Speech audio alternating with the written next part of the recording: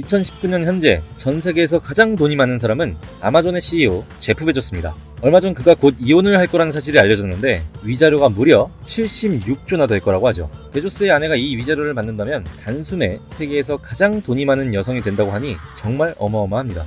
인생 참... 하하. 아무튼 제가 오늘 하려는 얘기는 빡세기로 유명한 아마존에서 무려 12년 동안이나 살아남은 한 한국인의 이야기입니다. 바로 한국인 박정준 씨.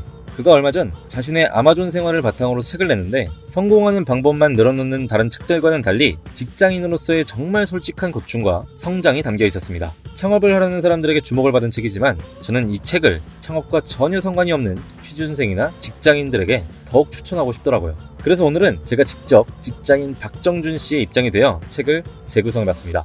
자, 그러면 시작할게요.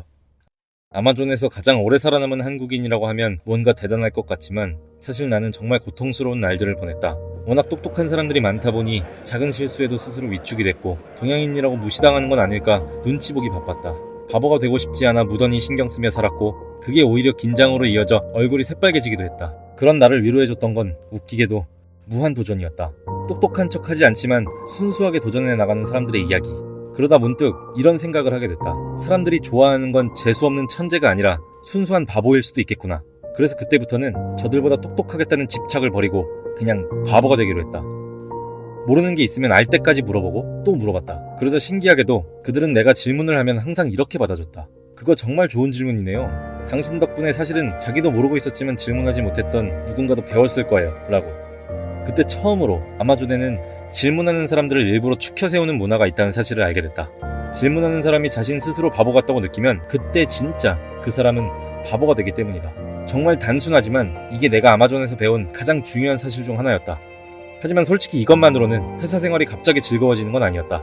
가끔씩 나 스스로 회사에 톱니바퀴가 된 것 같다고 느낄 때면 야근을 하면서도 도저히 내가 왜 이 일을 하고 있는지 알 수가 없었다.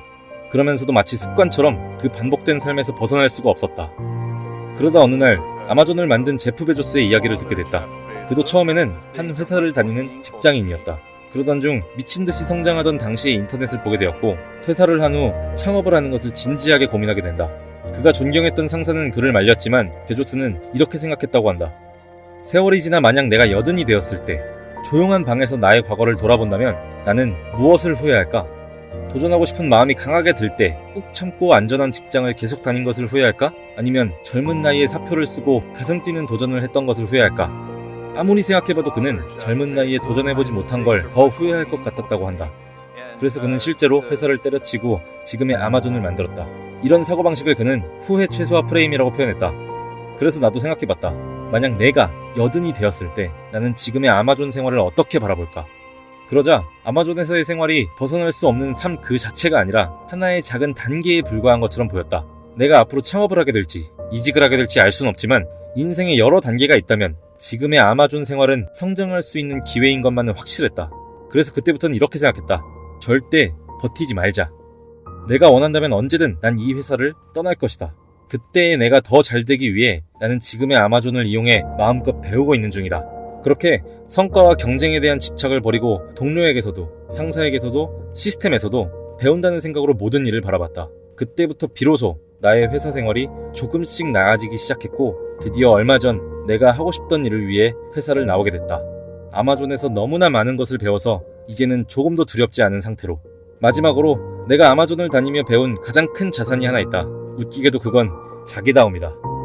지금은 세계에서 제일 가는 기업이 된 아마존이지만 그런 아마존도 큰 실패를 할 때가 있다.